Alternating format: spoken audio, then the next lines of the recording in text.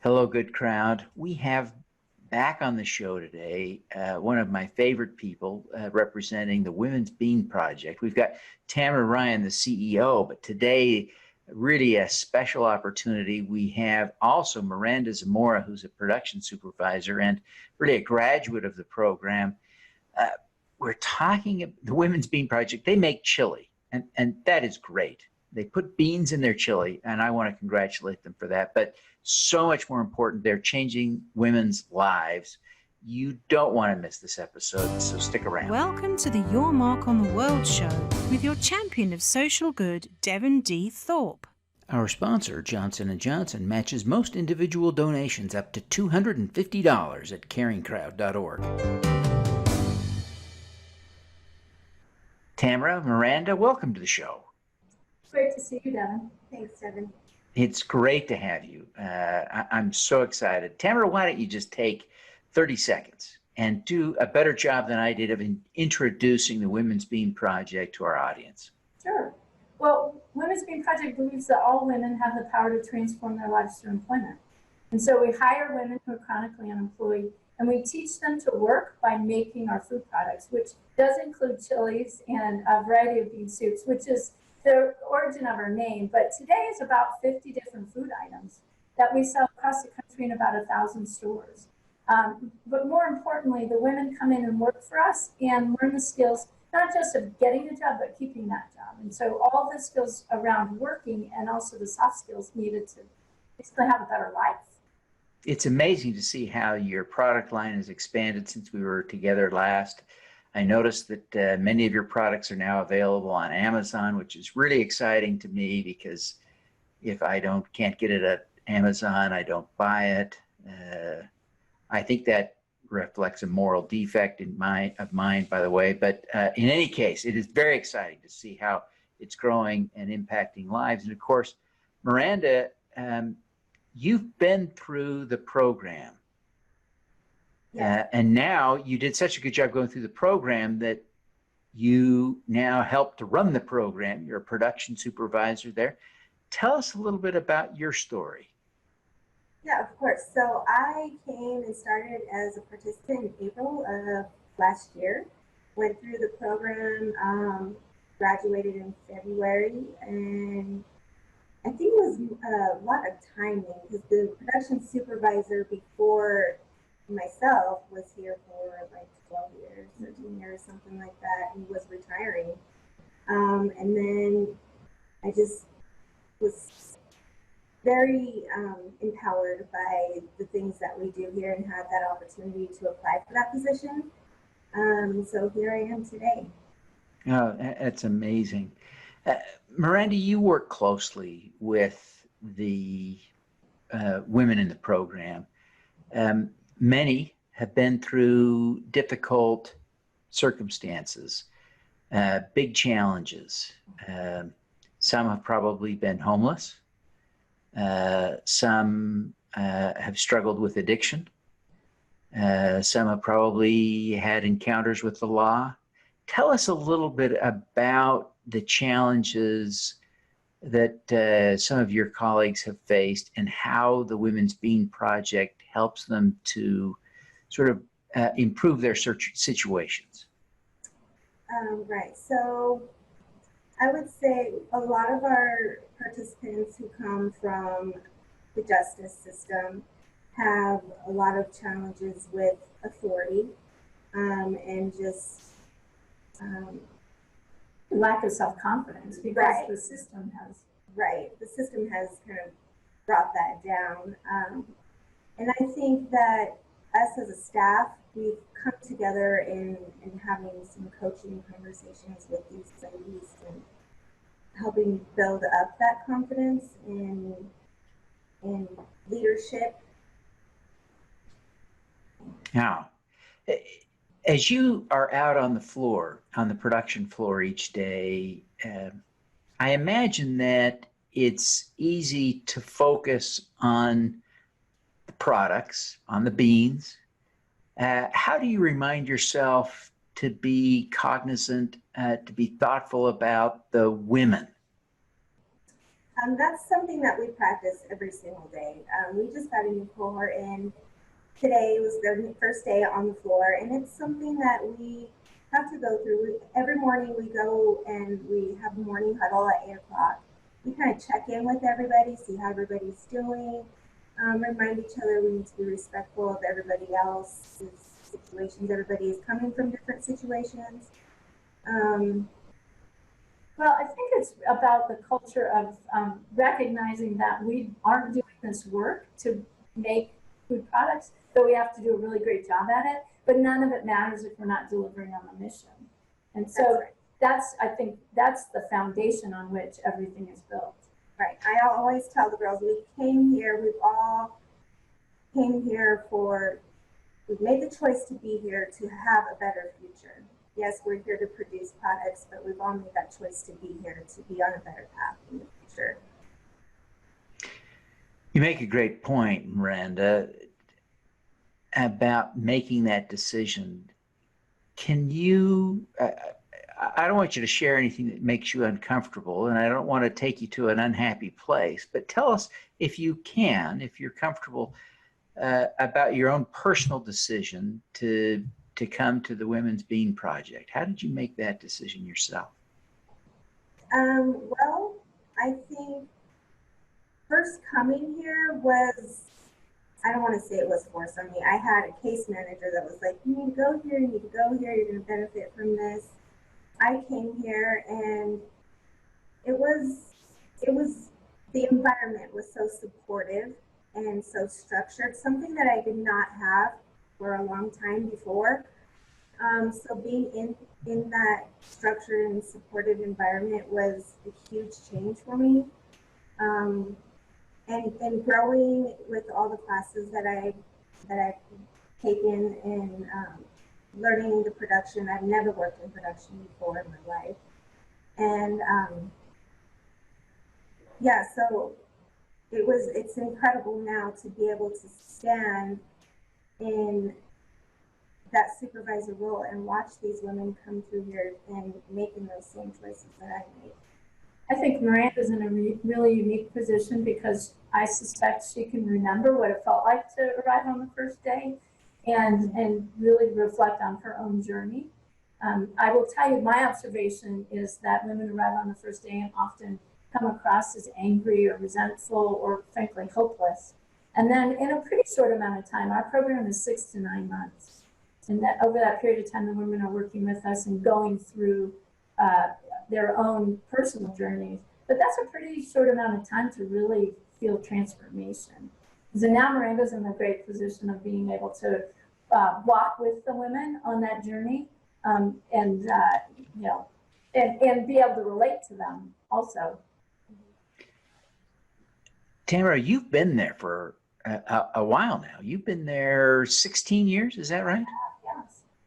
So you've had an opportunity to not only see a lot, but drive a lot. My sense is the scale is significantly different than when you started. Certainly the product line has evolved. Tell us a little bit about the growth and accomplishments of the last 16 years.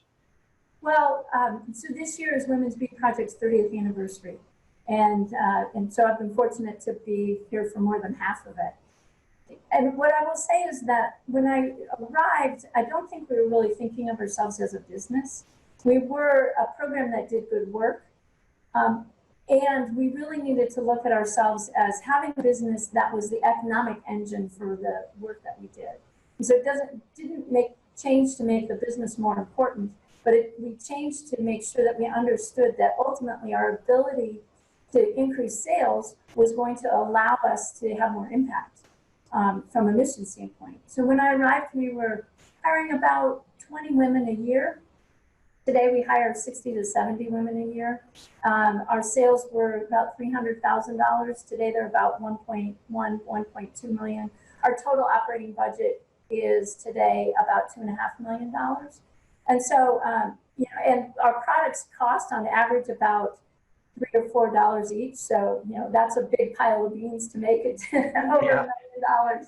But I think more importantly than all the revenue numbers, that we're very clear on what we're setting out to accomplish. When a woman comes here, she has experienced chronic unemployment. Often she hasn't had a job longer than a year in her lifetime, though the average age is 39. So she moves from not having the skills to keep a job to a year later, 95% of the women who graduate our program are still employed. And so to me, that's really the difference is now not only are we measuring those things, but we're really setting someone on a different trajectory. And that's what's most important. How we get there in terms of making beans, soup, and other products is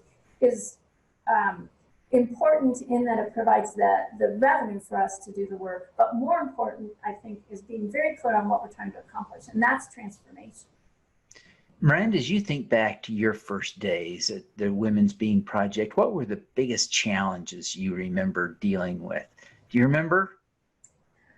My first day, So I think I had a few challenges actually.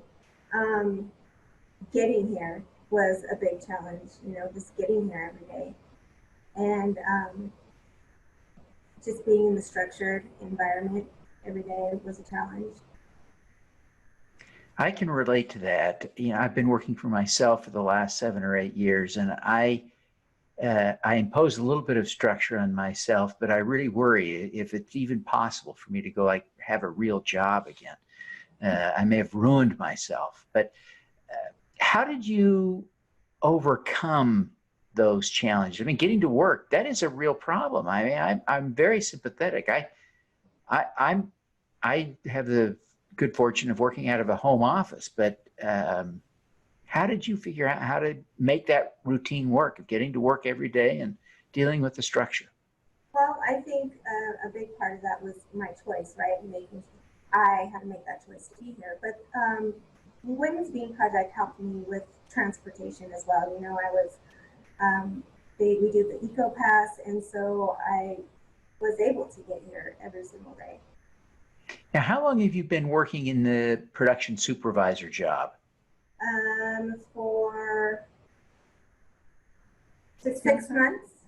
Have you seen, I guess in that time you'd now begin to see women graduating from the program, certainly that you knew before from your time on the production floor, and now some that may even have started since you took over. What do you see in those women as they graduate? What are the skills that they've developed that they didn't have when they walked in? Well, I think for the most part, I would have to say their self-confidence. When I first got into this position, we've had a few participants who graduated and who were very timid and very quiet and, kind of maybe a little resistant. And come graduation day, they're throwing their cap up in the air and crying tears, and it's amazing. That is wonderful. Tamra, what do you see that changes with the women? Certainly you see that self-confidence, you see their joy at graduation. What are the other changes you measure, track, or think about? Well, Devin, a couple of things that are pretty interesting to me that we've started to track are changes in hope and self-esteem and self-sufficiency. So we're starting to do surveys of the women when they start and in the middle and then at the end of their program tenure to really look at how their hope has changed, how their belief in their ability to affect change in their own lives has improved. And I'm hopeful that over time we'll start to see that there are some predictors of long-term success based on those changes in hope. But I also hope that when a woman sees that her hope has improved and that her self-esteem has improved as measured by this external tool, that her hope will continue to improve. How awesome would that be to get a reinforcement of, I think I feel better. Oh, but this says I feel better, so I must. Yeah. I have always said that the most significant outcome when a woman graduates our program is that she believes she's worthy of having a better life. And that's a hard thing to measure, but I will tell you that you know it when you see it, that she believes she's worthy of being hired by an employer who will care that she comes to work every day. And it's a job that has an opportunity for advancement and benefits, and probably is going to be different than any job she's ever had. Tamra, you have the benefit of some perspective of time. Mm-hmm. As you think back to the history, what are some of the most dramatic stories you've seen in terms of the lives changed? Well, Miranda touched on it a moment ago when she talked about choice. And I think that there are many women who could benefit from being part of the program here, but they're not always ready at the time when maybe someone else thinks that they are, or maybe we would hope that they are. And so I think the most important thing that we can do is encourage a woman to come to us when she's ready for change. This is a place you come to create a different life for yourself. It's not a place to come to stay the same. And so that's how a bit of how my perspective has changed. And I would also say that I recognize that every person, every individual is on a path. And there is a point in time when we have the possibility of being on the path with her. And ultimately, she's going to proceed on her own path. And so to the extent that we can help her during the period of time we're together, then we've done our job. But ultimately, her path is going to continue without us, and we need to make sure we've prepared her for that. It's given me also a little bit of perspective about being a parent. There are a lot of similarities there. It is really important work that you're doing. As you think back, though, Tamra, you as a CEO are appropriately focused on data, on results, on statistics. This is how you are and should be measured. But at the end of the day, each of those statistics relates to a person, an individual, and clearly you have that mindset. Is there a story of one that you can share with us that would help illustrate the impact of the work that you do? Well, one of my best, I would say, relationships with a graduate is with a young woman named Selena, who arrived when she was just 21, and that's our youngest age to hire a woman. And she had a tough time. When she was 12, her mom introduced her to cocaine. And when she was 13, her mom kicked her out of the house because she perceived that she was competition for boyfriends. And so Selena, from 13 to 18, was on the streets with a group that was manufacturing and selling drugs. So she was doing all the scary things that you imagine one would do as a part of that life. And fortunately for her, when she was 18, she was arrested. And the reason that was fortunate is because it gave her the opportunity to create a different life. She, for the next 3 years, went through the correction system, and at 21, she was referred to us. And through working with us, Selena was able to address the fact she had a third grade reading level and needed some adult education. She began to understand her own empowerment, and that helped her get out of an abusive relationship. She understood what it meant to work because she'd never had the opportunity to do that prior. Today, Selena is in her early 30s, and she is married and lives in North Dakota with her husband and her daughter. What I think is amazing about that is her daughter, who is 6 years old now, will not remember a time when her mom didn't work. Her daughter is on an entirely different path because of the changes that Selena has made in her own life. And now in her town where she lives in North Dakota, she does counseling in the prison, the local prison, to help the women who she can totally relate to be prepared for what happens when they're released. Amazing. What a powerful story. Powerful story. Miranda, how do you think about your future personally and professionally? What's next, and what does life hold for you? I don't really know if I can speak to the future much. I still try to take day by day right now. I'm super happy where I'm at, being able to have the opportunity to empower other women that I can relate to. So We'll see. It's to be determined. Do you feel like the Women's Bean Project experience has changed your trajectory and the opportunities you have going forward? Absolutely. When I was a participant here, I earned my GED, something, I didn't graduate high school, so I did earn my GED while I was here as a participant. And the production experience, the supervisory experience has definitely given me a step up in the equipment. I suspect you've discovered talents that you didn't know you had. Yeah, like Well, like supervising. And one of the things I was thinking about as we were coming into this conversation, Devin, was my perception of Miranda, without maybe she not even realizing that one of the ways that I perceive her is very calm. And I know it's not necessarily how she feels inside all the time, but she really just has this peace and calmness about her. And I know that is helpful for the women who are in the program. Miranda really does exude strength. So it's, I love that calm. I wish I could do that, Miranda. I strive every day to be as calm as you are. So I really value that. Tamra, as you look back, you've been at this a while. What are you most proud of having accomplished? Gosh, there are many things, Devin. I would say one is creating Women's Bean Project and elevating the brand of Women's Bean Project across the country, because ultimately our ability to be in front of people and sell our products gives us the opportunity to hire more women.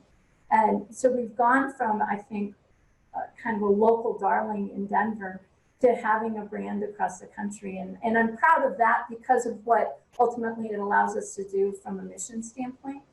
The more product we sell, the more women we can hire. I'm also proud of the fact that I had the opportunity to write a book about my experiences here. And that's really given a national platform for talking about Women's Bean Project. I saw that the women would come to Women's Bean Project to change their lives. And there were so many things that pushed back on that change. And there were things that really are related to societal biases and prejudices about the women we serve, and things that the women we serve don't have the opportunity to change hearts and minds. And I felt a responsibility to do that. And the book has been well received. And so, Miranda, you've heard sort of Tamra talk a little bit about what she's most proud of having accomplished at the Women's Bean Project. What about you? What are you most proud of having accomplished? I think today I am definitely most proud of where I'm at. I have 4 boys, and my youngest is 2, and being able to come home every day to him, running around, learning so much that I missed out on with my older kids. All righty. Well, Tamra, I'm so grateful that you and Miranda would take the time to be with us today. It's just been such a delightful and important conversation. Tamra, Miranda, thank you so much for being with us today. We're so grateful for your time and recognize you're really busy. But Tamra, before you go, would you take just a minute and tell people how they can learn more about the Women's Bean Project, how they can buy the products, and how they can connect with you personally? The great thing is you can easily find a lot of information about Women's Bean Project on our website at womensbeanproject.com. And that's where all the products can be found in women's stories, so it's a really great place to go. Also, people want to see where there are stores near them where they can find our products. There is a map on our website that can give them an idea of that. We're in about 1,000 stores across the country. And if anyone would like to reach me directly, they can email tamra.ryan, and it's tamra.ryan @womensbeanproject.com. Fantastic. Well, Miranda, Tamra, thank you both for taking the time to be with us today. We wish you every success in continuing to change the lives of women with beans. Thank you, Devin. All righty. Let's do some good. At Caring Crowd, we believe everyone has the power to make a difference. Through our crowdfunding platform for community health, We empower passionate people to drive real change. Whether you work for a nonprofit organization, volunteer, or want to get involved for the first time, you can post a campaign on Caring Crowd. Join us, because caring is where change begins. Thanks for tuning in to the Your Mark on the World show, the Social Impact Podcast. Please subscribe via YouTube, iTunes, Google Play, Stitcher, or Spotify.